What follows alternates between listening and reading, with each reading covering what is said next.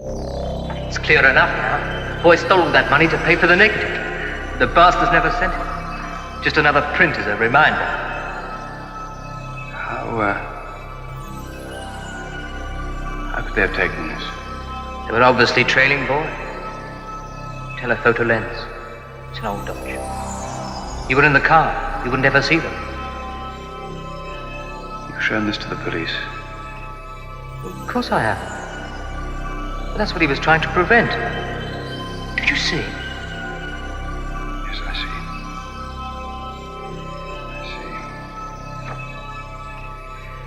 Why did he have to go? Hang himself. He knew the police would get it out of him in the end. He didn't want to involve you. You'll be all right. Yes. He should have come to you. He wasn't big enough to be on his own like that. He should have come to you. He did. I thought he was trying to blackmail me. I wouldn't even talk to him. Jeez. Oh, boy. He didn't stand much of a chance between you and the blackie, did he? No. Well, I'd better go. I just thought you'd want to know. No, Stone, wait a minute. You know who was blackmailing him? No. Well, I'm going to find out. And you're going to help me. What for? They'll pack it in now. Now that he's dead. I mean, they're scared of tackling you, otherwise they would have done it in the first place. Why go looking for trouble? If I hadn't been trying so bloody hard to avoid trouble, this might never have happened. But it has. And they're not going to get away with it. A modern day remake of Matthew Vaughn's Lay a Kick, a Coen Brothers stand up with Timothy Chalamet. A Citizen Kane prequel, a Midnight Cowboy sequel, Alvin and the Chipmunks deserving of the squeak. There's so many new ways to revisit sideways, but a graphic novel is how we choose to update. But we still hold fast, you can't change the past on the Ruined Childhoods podcast. On our last V episode, we discussed the lasting legacy of the 2005 thriller V for Vendetta, the story of a political revolution in London and the civilian played by Natalie Portman who abetted a terrorist plot to tear down a police state. Natalie Portman, born Natalie Hirschlag in West Jerusalem, has had a vibrant acting career starting as a child in 1991's Leon, the Professional, and most recently in 2023's May-December. During this time, she appeared in classics like Heat, blockbusters like Thor and the Star Wars prequels, and indie darlings like Garden State, The Darjeeling Limited, and Black Swan, for which she won the Best Actress Academy Award and BAFTA. Black Swan was also nominated for 4 other Academy Awards: Best Picture, Best Film Editing, Best Cinematography, and Darren Aronofsky for Best Director. Aronofsky has long been lauded for his unique approach and innovative storytelling, often bending audiences' minds with surreal takes on what would otherwise be traditional dramatic stories. His breakout feature Pi, the story of a psychologically challenged mathematician, showed off Aronofsky's stylistic approach that sets his films apart from his contemporaries. He claims his influences for Pi were the works of directors Akira Kurosawa, Federico Fellini, Roman Polanski, and Terry Gilliam, but his influences go well beyond those few. Aronofsky has gone on record citing the work of Jodorowsky, Cronenberg, and Godard as influences, and his work has been compared to directors Alfred Hitchcock, David Lynch, and Luchino Visconti. Italian filmmaker Visconti is considered one of the fathers of cinematic neorealism, alongside Fellini and Michelangelo Antonioni, beginning with the 1943 Obsession until his final film, 1976's The Innocent. But his most famous film may be Rocco and His Brothers from 1960, or perhaps Death in Venice from 1971. Winner of 4 BAFTAs and nominated for 1 Academy Award, Death in Venice is a haunting meditation on beauty, obsession, and decay, following an aging composer who becomes infatuated with a young boy while vacationing in a cholera-stricken Venice. The role of the composer, Gustav von Aschenbach, is played by English actor Dirk Bogarde, who starred 10 years earlier in this episode's film. Greetings, Starfighters. This is Ruined Childhoods. I'm John, here as always with my brother Dan. Yep. And on this episode, we're talking about the 1961 British neo-noir suspense film Victim, the story of a closeted barrister finding himself in the middle of a blackmail scheme perpetrated by a mysterious and diabolical criminal with their own V for Vendetta. Dan, this is a safe space. Have you ever been or are you currently being blackmailed? No. Okay, moving on. Yep. You? No, I mean, if somebody's working on something, I'm just going to go ahead and tell you, I've got nothing to give you. So Yeah. my skeletons are going to be out in the open for all. I mean, yeah, it's funny because I often say, like, the years that, especially like, running around, New York in my 20s, was pre everything being recorded on it was pre smartphones and all that. And I don't think there's really anything like, I don't have really the skeletons in my closet, but it's like, there's some, especially being a public school teacher, it's like, okay, I'm glad that's not just out there. Sure. No, absolutely. Yeah. So, I mean, like, otherwise everything would have been on YouTube, every show that we did, had we been, around just a few years later. So, yeah. Anyway, it was, I think the worst there could be would be, our very first sketch show, before we were known as Cubicle. And I forget at the moment what we were known as for that one show and one show only. But I remember it was in the West Village, and there was one sketch where I appeared on stage wearing only, kind of what was meant to look like a diaper. It was very Zardoz-esque, but like, it was just that. I was like, it was not a long period of time on stage, and it was at a, time in my life when But also, you were an actor playing a character. Yeah. And also in that show, I was an actor who definitely played a ethnicity that I should not have been. I was, doing some. There was some cultural appropriation, not as bad as you would think. Not egregious. No. Yeah. There was no. But there was just like I mean, our sketch was about people selling the bootleg DVD movies on the streets or on the subways. Yeah. And, most of us, the general consensus was that these were most frequently Korean people. So, let's just leave it at that. Okay. And I am not Korean. Correct. And, if I could go back and do it again, I wouldn't. Right. That said, that's pretty much it. That's the worst that there'd be. I don't have much to give you. But, there we go. Yeah. No blackmail here. Right. And you were an actor playing a character. Yeah. Yes. Yes. Yeah. We're different times. We're talking 20 years ago. Over 20 years ago, actually. So yeah, it was very early in 2005. So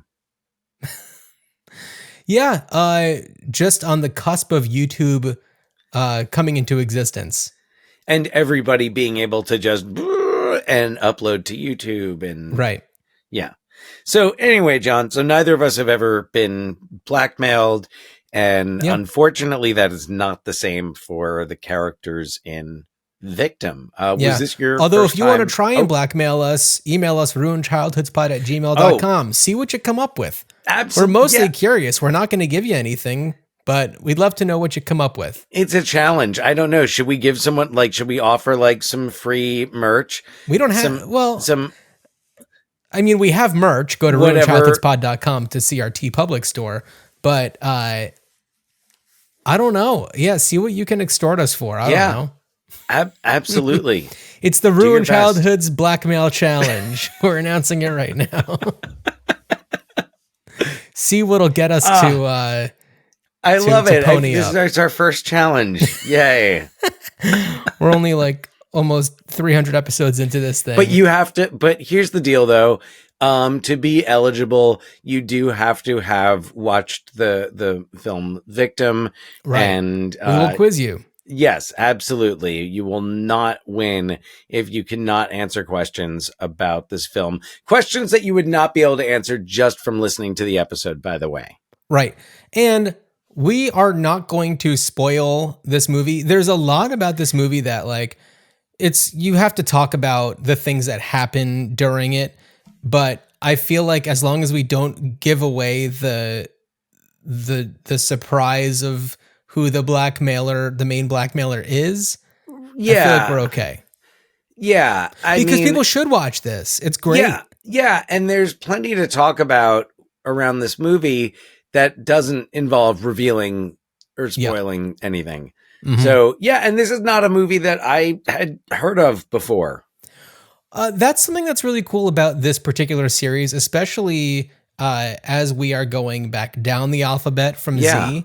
I wasn't aware of Z. I hadn't yet seen Yojimbo. I hadn't yet seen Xanadu. I hadn't seen Willard. Right. And here we are with Victim.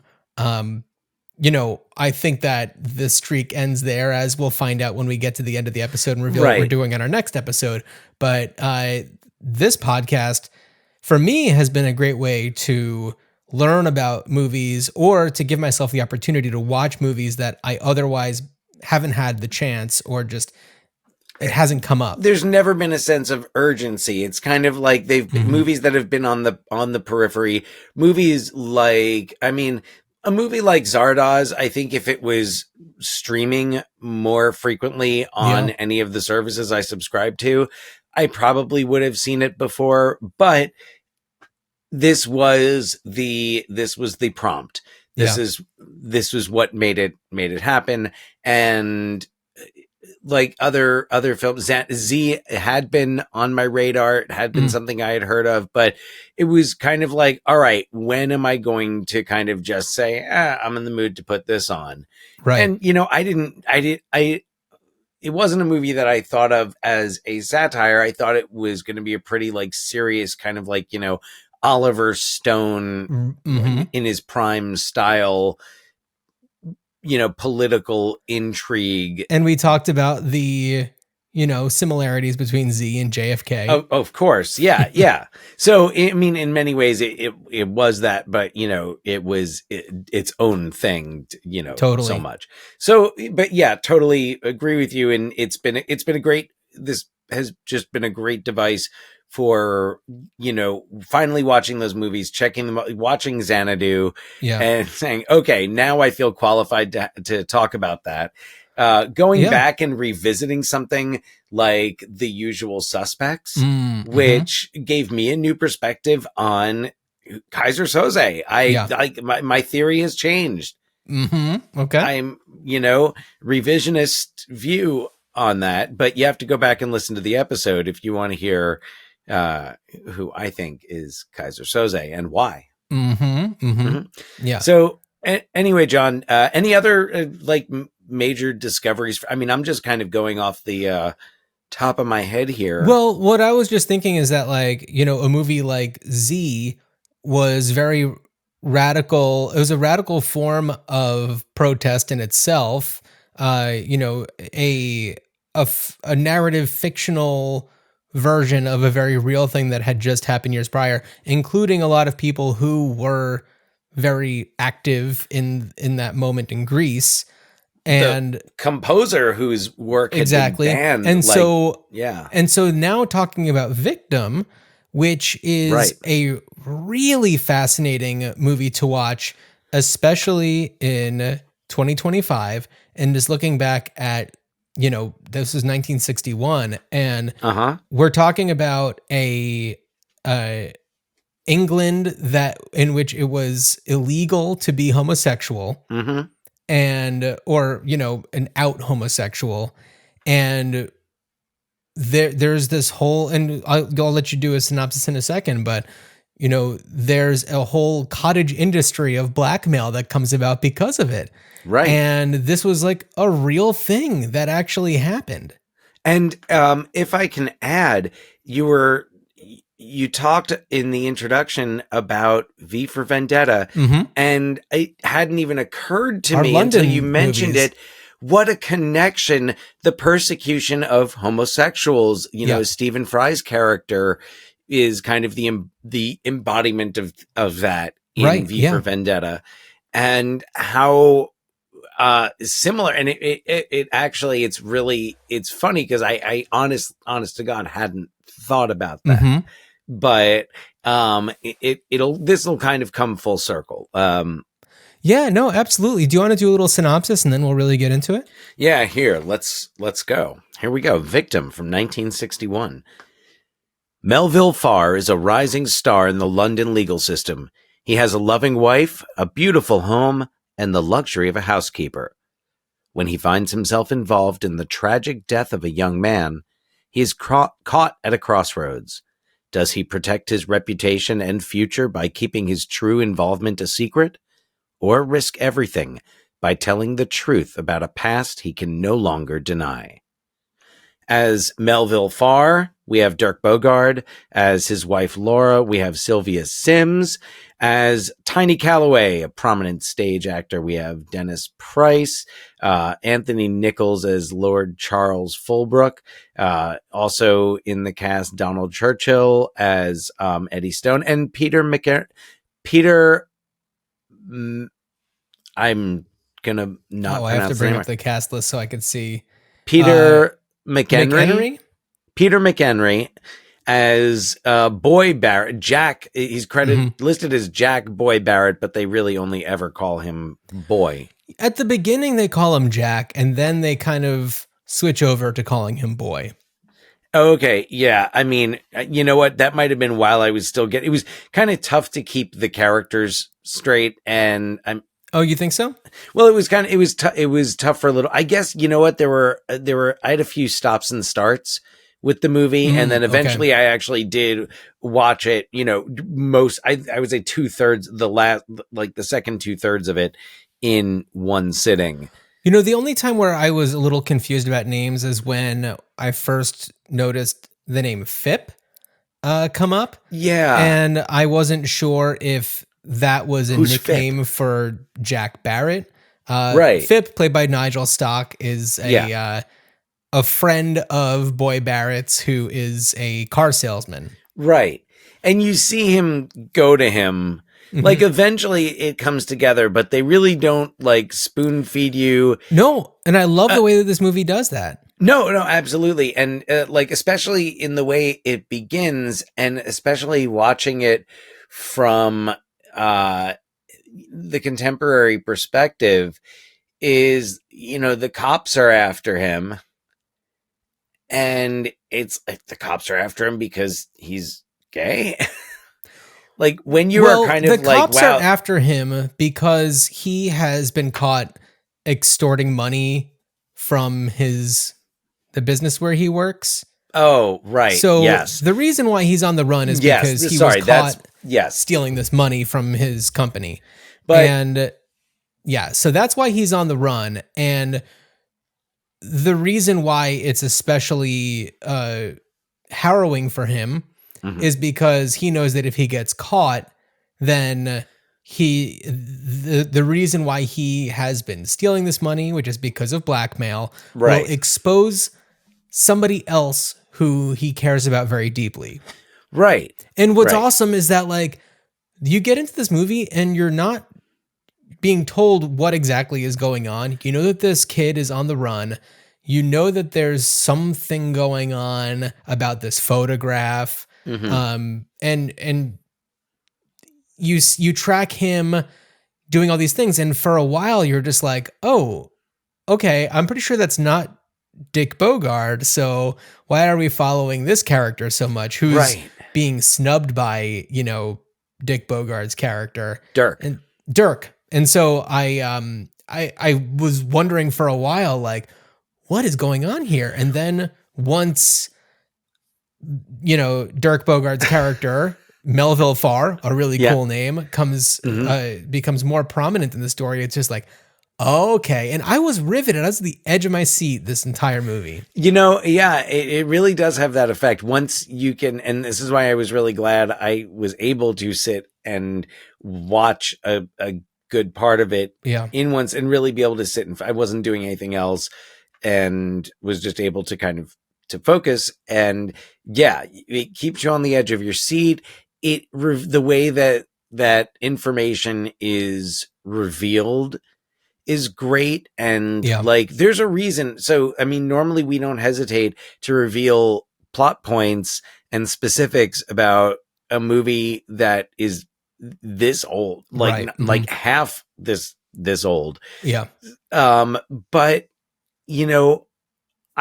I assume that most people have not seen it, or most, at least, like, unless it's come across your radar somehow. Sure. Mm-hmm. Right. This is not not a movie that I've heard discussed before, at least in my experience. Yeah. So it's something that, like, if you have the opportunity to discover it, we don't want to ruin that for you, but we do want to talk about it in more, and the way that I'd like to discuss it is in more of a way that will get people to watch it and, know what to expect going in. Sure. So what I'd like to talk about, because you touched on the whole, the cops who are after Boy Barrett, and what's really cool, it's a duo, the partners, and the one who's a more senior police officer, Bobby, what have you,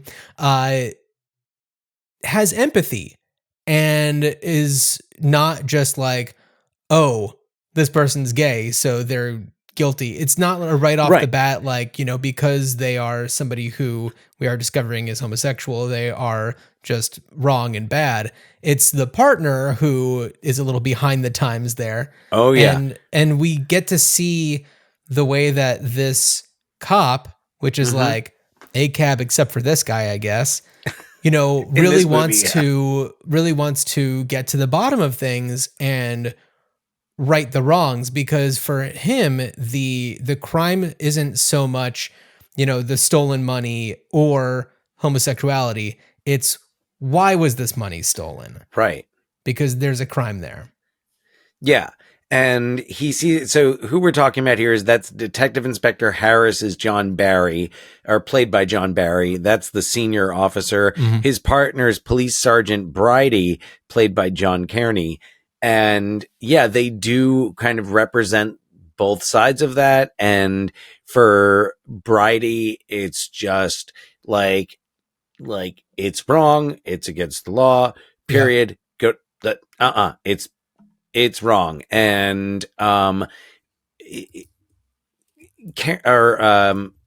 Harris, you get the sense, really knows he just seems to understand human nature, and he seems more interested in psychology and human nature. Right. I think he's the one. There were just a couple of quotes that I jotted down, but I think he's the one who says fear is the oxygen of blackmail. Yeah. And it reminded me of a couple of things. One that was before Victim, one that was after. The one thing that it reminded me that was after is La Cage aux Folles. And I remember, because I watched that most recently when we covered the birdcage for our last season for the Florida episode. Yeah. And in that one, it was against the law to... was it against the law to wear the clothing of the opposite gender? Something like that in public? I didn't watch La Cage. Okay, but I only watched the birdcage. But that's a major component of La Cage. But the other thing that Victim made me think about was Glenn or Glenda, with the detective who was meeting with the psychologist to try to understand the person who is the trans woman who had killed herself, and he wanted to understand what her experience was. And I got a lot of that in Victim. It's this, empathetic police officer who wants to understand better rather than just following everything to the letter of the law. Well, and understand why Barrett killed himself. And he, like he's knowing, and as soon as, actually, no, I'm not going to mention that detail, but, like there's even there's a moment. Yeah. He's one of those characters. Yeah. That just feels progressive. Actually, you know what? I feel like Stephen Ray's detective in V for Vendetta is kind of the same ilk, right? That like, I want to try to understand this, and like, maybe there's the government is wrong. Right. Well, in V for Vendetta, he knows the government is wrong. Right.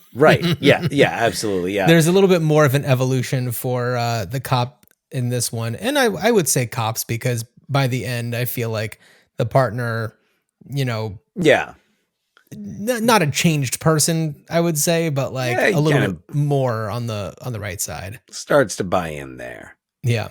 Yeah. Another thing that I really love about this movie is that the way that those who are gay are portrayed is not leaning into stereotypes.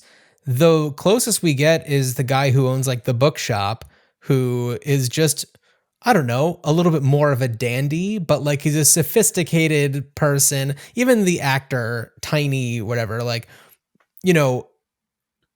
it was just, there's just a little bit more of flamboyance there, but nothing over the top.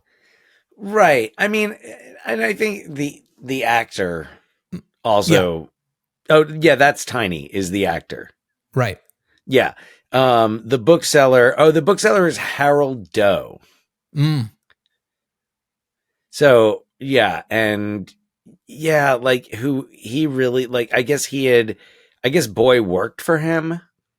Right. But like, there was definitely like a connection there. Yeah. Between them. I'm the community, and I was, just kind of like reading some background on it.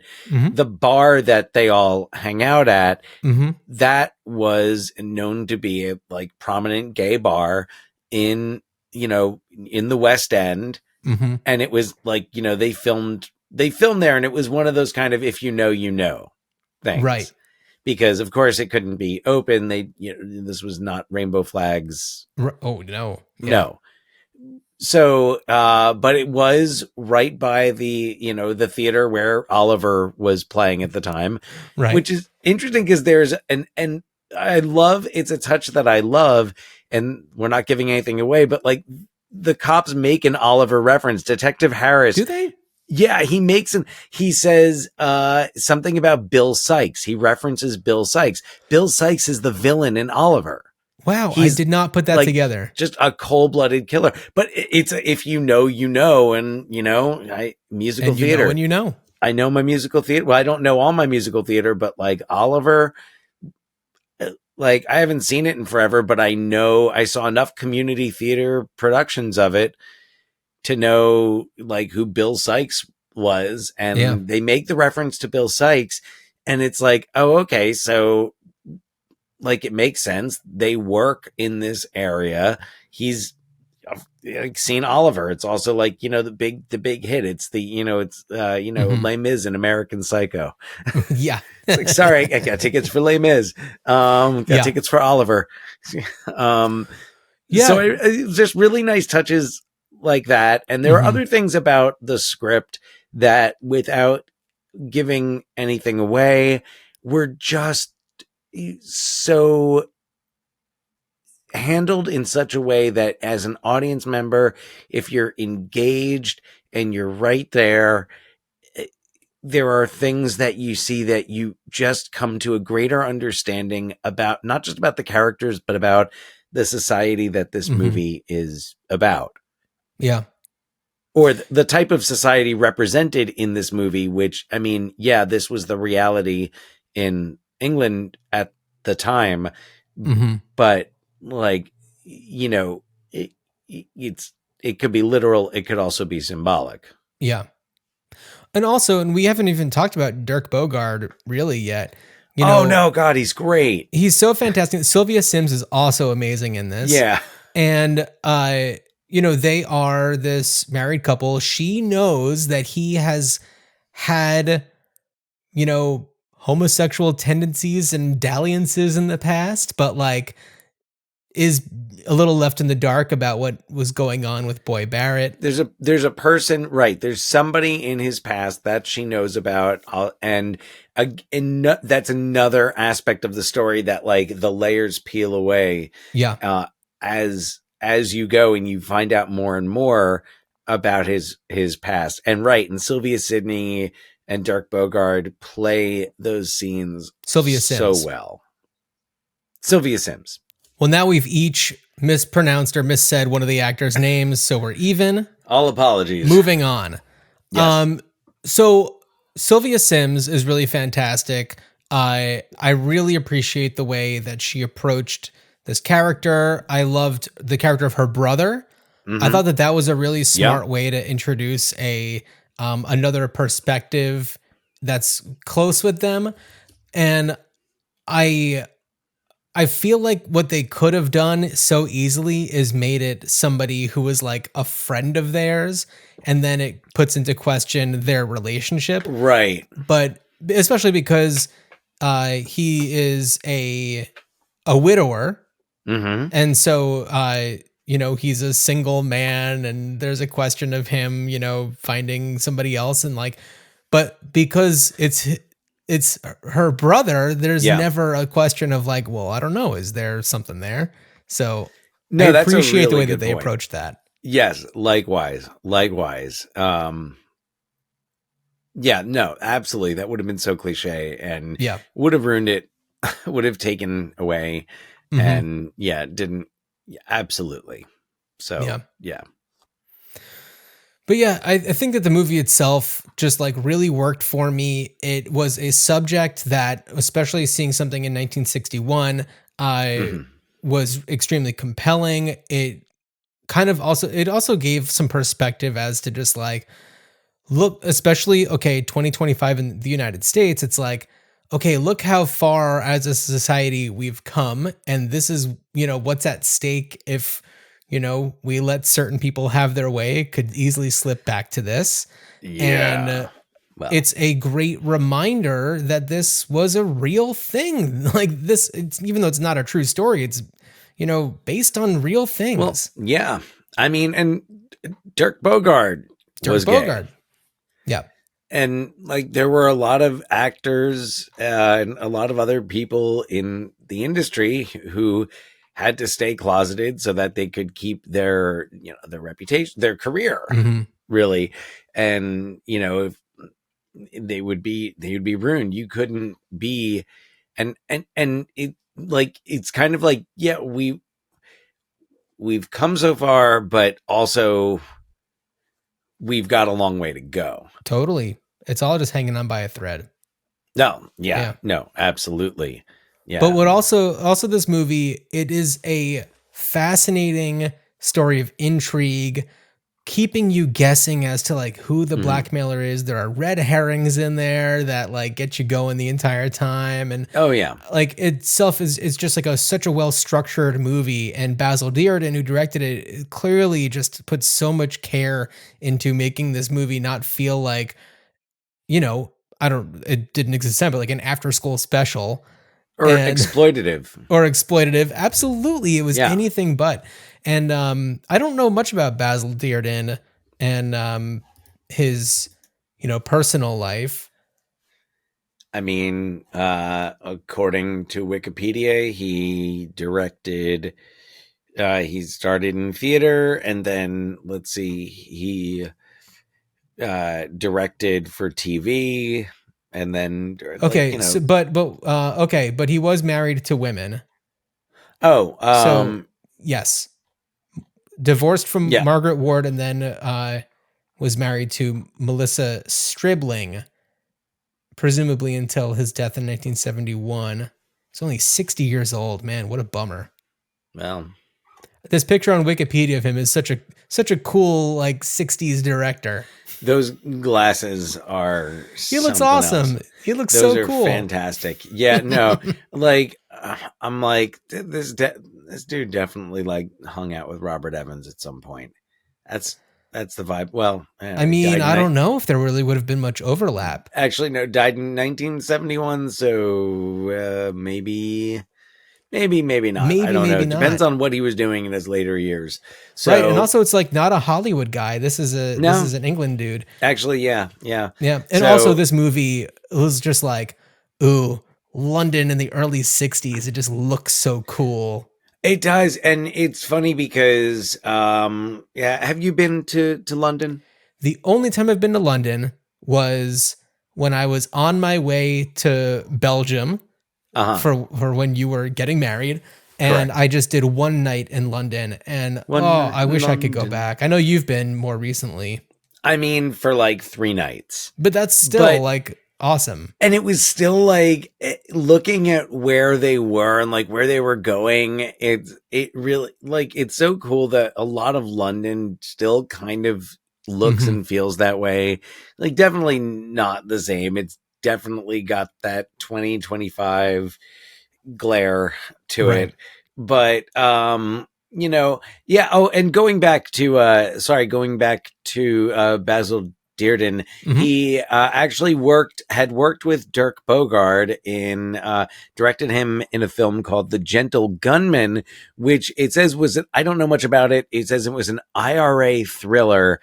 And what's interesting is, as we're talking about it, another movie that has come to my mind that's a favorite movie of mine that now I'm thinking like, is there an influence here, is also a movie that is set up as an IRA thriller, but is, you know, really it was The Crying Game.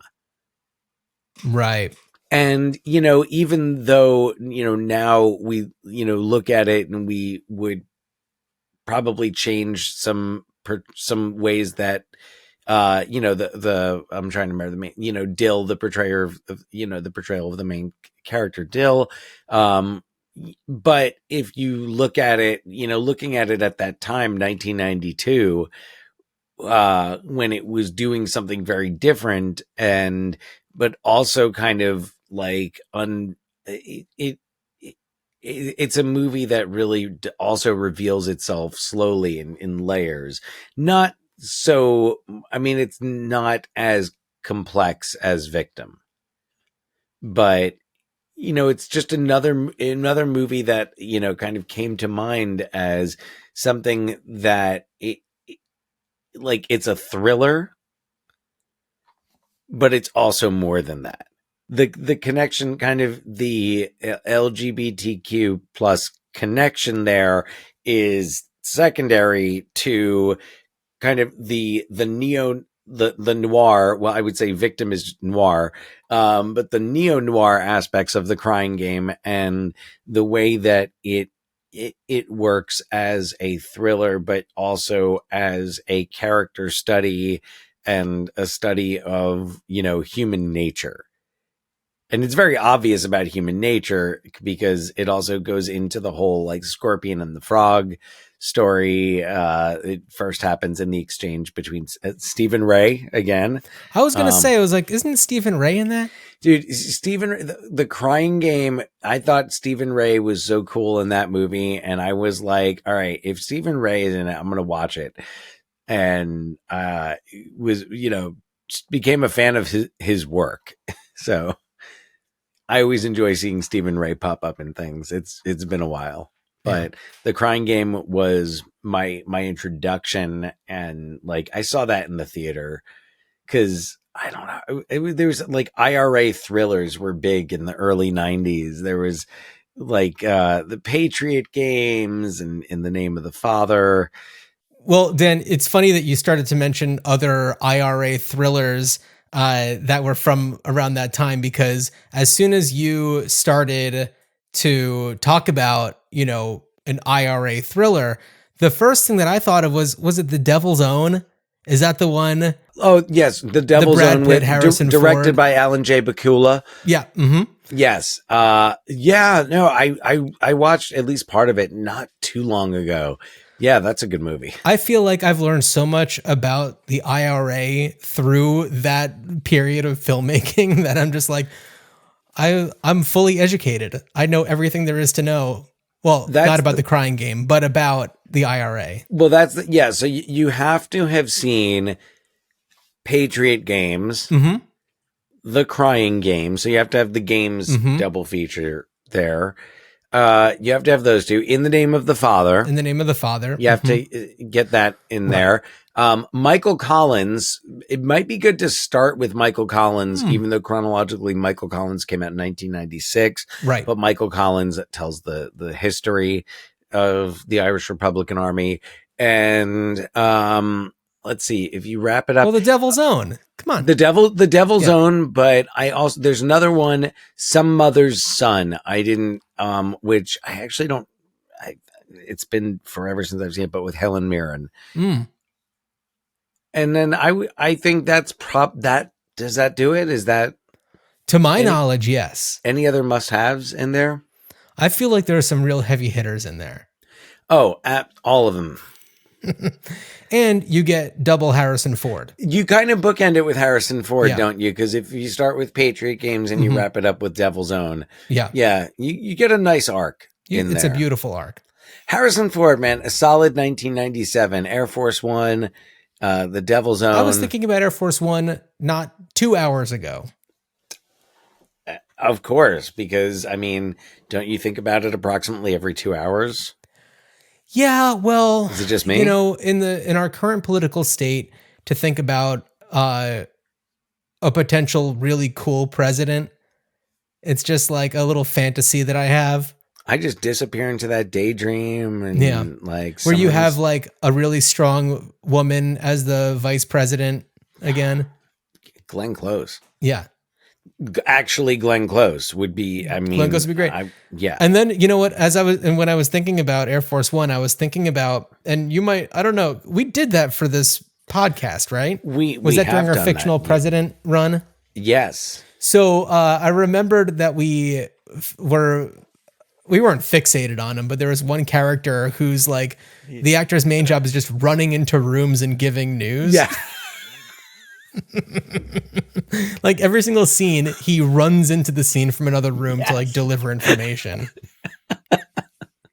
Oh God, yeah. Oh man, I gotta watch. You know, it's summer, and summer's the time to watch Air Force One. Oh, absolutely, absolutely. What a great summer movie. So, bringing it back to Victim, though. Right. What was really also interesting to me was how it stayed isolated into being just a London story. There is, you know, a lot going on for Melville Farr, who is like on the rise in his career. I mean, he is married to the like big judge's daughter. So it's like there's a lot of pressure for him to, you know, play by the rules and to, you know, put into mask as a, you know, just a loving husband and an upstanding law-abiding citizen. Yeah. And for him to have this part of him that he's trying to, you know, shove into a corner and hide, that when it gets to a point where hiding it anymore is a detriment to his morals and so much more damaging to so many people who he, you know, has this connection with. Right. Anyway, well, and also like there are two. So, and this is where the title is interesting because like, is Farr a victim? Absolutely. But then there are also the two, without saying too much, it's kind of like Farr realizes that he has had his own victims. Right. And that they have been victims of his needing to stay closeted. Yeah. Well, and more literally, Boy Barrett is referred to by the cops as, oh, he's not a suspect, he's a victim. Right. And it's a really rich tapestry of victims throughout this entire movie, including, and this isn't giving away because this character comes up somewhat early on, but like one of the blackmailers who we do see earlier, who, by the way, love this guy. What I love about him is that it makes you question, oh, is this blackmailer, he's the guy who actually like, collects the payments. And it's like, oh, is this guy actually gay himself? Right. Because there's this very oddly placed shot zeroing in on a photograph of the statue of David in his apartment. And it's like, what other reason would there be for showing that? Right. So so that's intriguing in and of itself. But also what I love about that guy is that, and I know that what I'm about to tell you, like the person I'm about to tell you is a reference of like, a very specific character, but he reminded me of, you watched Twin Peaks: The Return, right? Yeah. He reminded me of Wally Brando, Michael Cera's character. Oh, he's the son of who's he the son of? I'm blanking on their names, but the deputy and the receptionist. Oh, right. Yeah. Yes. Yeah. So, Michael Cera's character, Wally Brando, like the most perplexing character in any David Lynch movie, which is such an extreme thing to say. Right. Especially in Twin Peaks: The Return, which I loved, but it was, unleashed Lynch. Amazing. Yes. Okay. Wow. All right. As soon as he came on screen, I was like, oh my God, it's Wally Brando.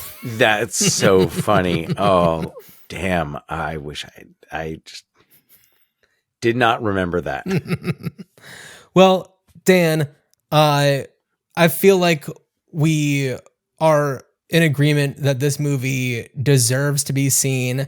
We are releasing this episode at the onset of Pride Month, June 2025. We didn't plan for this. It kind of just worked out this way, and I'm happy that it did.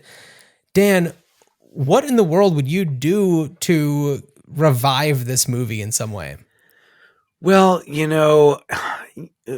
it kind of comes back. We talked about V for Vendetta, and we talked about how, like, yes, there's been progress, but already so much progress that's been made in the way of just like the equal treatment of the LGBTQ plus community is like, has already taken steps backwards. Right.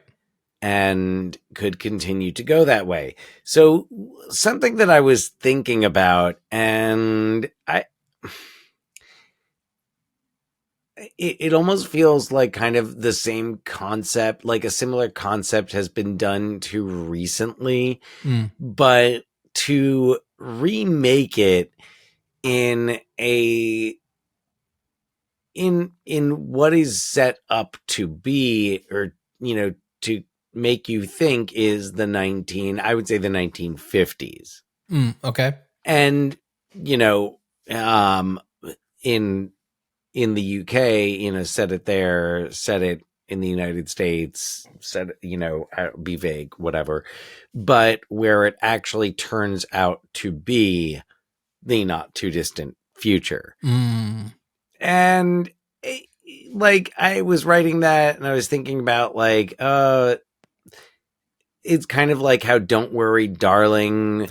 Right. It's kind of like that. There's same, like, oh, okay, like we're going to go back to it. And I mean, I don't know.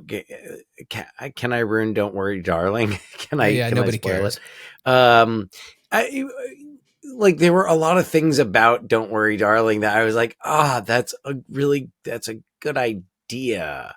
But the whole idea that it was like these, men who didn't enjoy living in modern times where women, incels. Incels. Yeah. Men's rights activists. Right. Yeah. and living, in this fantasy 1950s world where women were homemakers. Right. And it was, very, toxic and, make America great again. I know. Yeah. So I was kind of thinking of like, what if you made a, what if you made a film that by all appearances was a, period accurate remake of Victim, and I don't want to be like, and again, like, you don't want to be exploitative and you don't want to be gimmicky about it. It sounds very Shyamalan-esque, but to suggest that like, no, it actually turns out like this is set in like 2035. Yeah. Oof. So like it's kind of it's one of those like that's the idea, but I feel like there's been so much there's so much baggage with that type of idea, right, that it doesn't work. Stephen Fry is and talking about V for Vendetta made me think like, I'd be interested to see what Stephen Fry would do because he's an incredibly accomplished writer, right, and would this work as a play? Yeah. I think it totally could. It definitely feels like it could. It feels like it would have been a play. How would it work? Do you just do a straight up remake of it and set it in the early 1960s and let it kind of be one of those like, well, we're talking about 1961 England, but and that's exactly where I was really going with my idea for what to do would be, because I was thinking a lot about Z and how it's the story of something that was real. And then the movie went even so far as to say, this is so actually real. These are the actual people this is the person that person is based on. And these are the things that got banned as a result of this. No including coincidence. The letter Z, like all of those things, and just like putting it in people's faces and doing it in a way that's like a really fun, like stylistic movie. And to do something like that, where you could be remaking Victim, setting it in the late 50s, early 60s, London, which, I mean, who doesn't like to, at least style wise, go back to that, that vibe. Yeah. And you do this again, but you do it in a way that like maybe goes a little bit harder on the like, this was a real thing that happened aspect of it. And one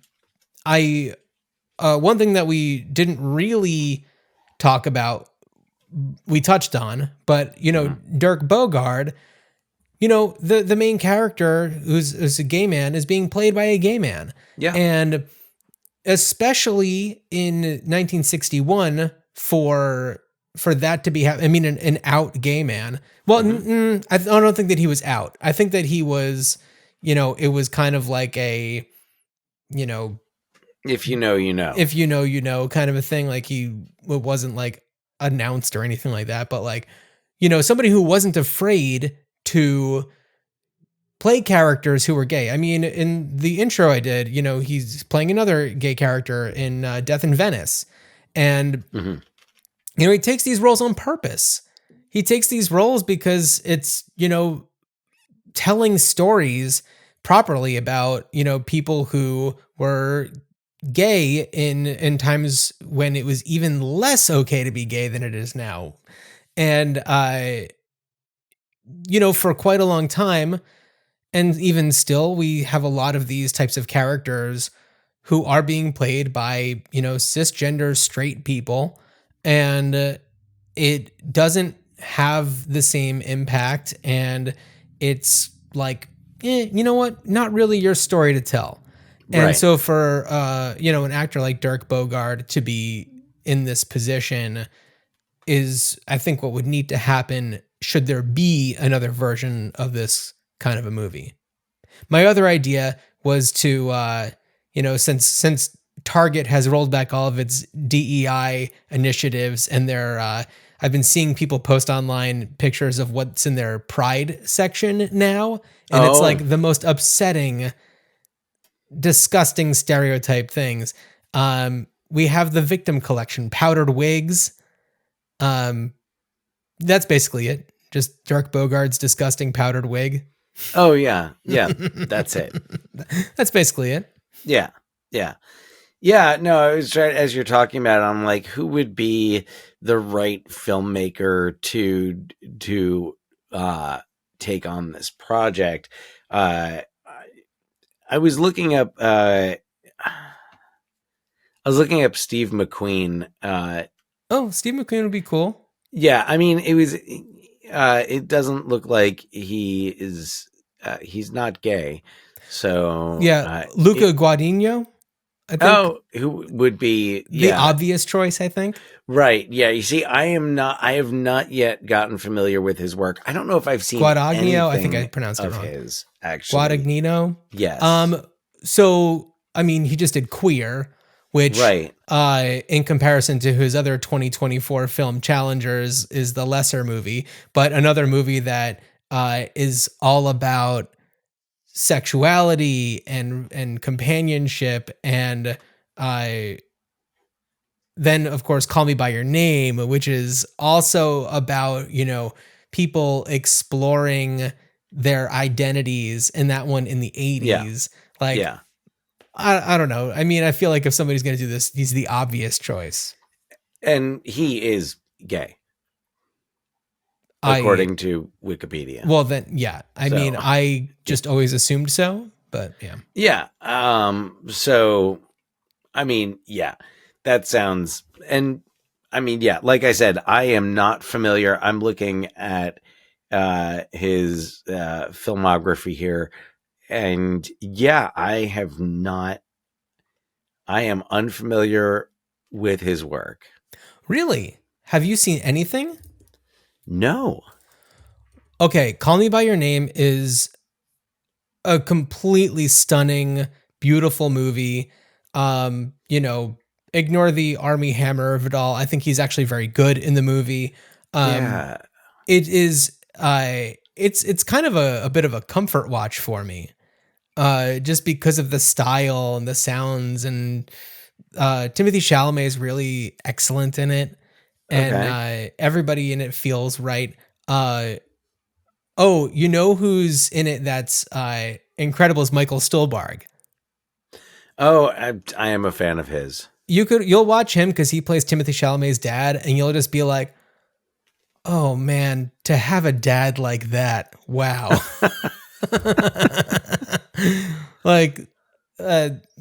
It's June, so happy Father's Day, everybody. Watch Call Me by Your Name. Oh, oh boy. But I mean, like I said before, Challengers is so good. Challengers is really, really great, and that movie is fun to watch, and it's just like edge of your seat. Holy crap, the entire time. Bones and All was okay. I wasn't like super crazy about it. The Suspiria remake is very good.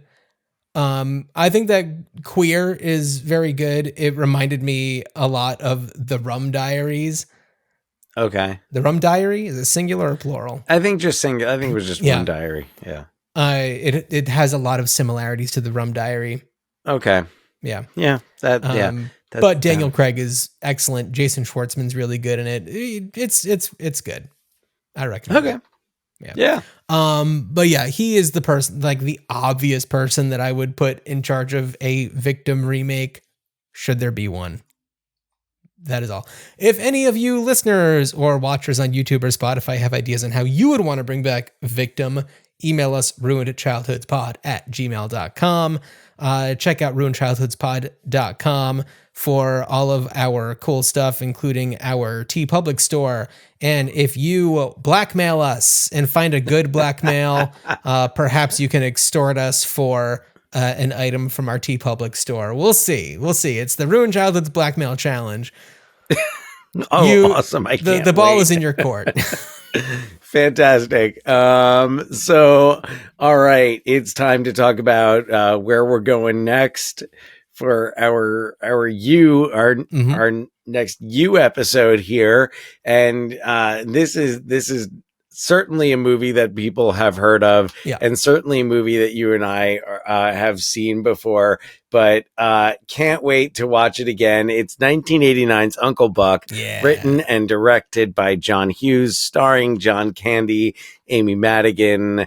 We've got Jean Louisa Kelly, Laurie Metcalf, Jay Underwood, Gabby Hoffman, Elaine Bronca, and of course Macaulay Culkin. Yeah. So I just a classic and a 1989 from one of the great years in movies, one of the great movie summers, a summer release from that year. So can't wait to watch and talk about Uncle Buck. Yeah, I'm trying to remember. Have we done a John Candy movie? I don't know if we have.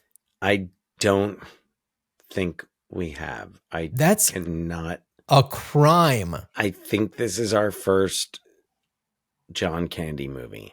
Wow. We've not done Planes, Trains, and Automobiles, because I'm trying to think of what we would have done. We haven't done Home Alone.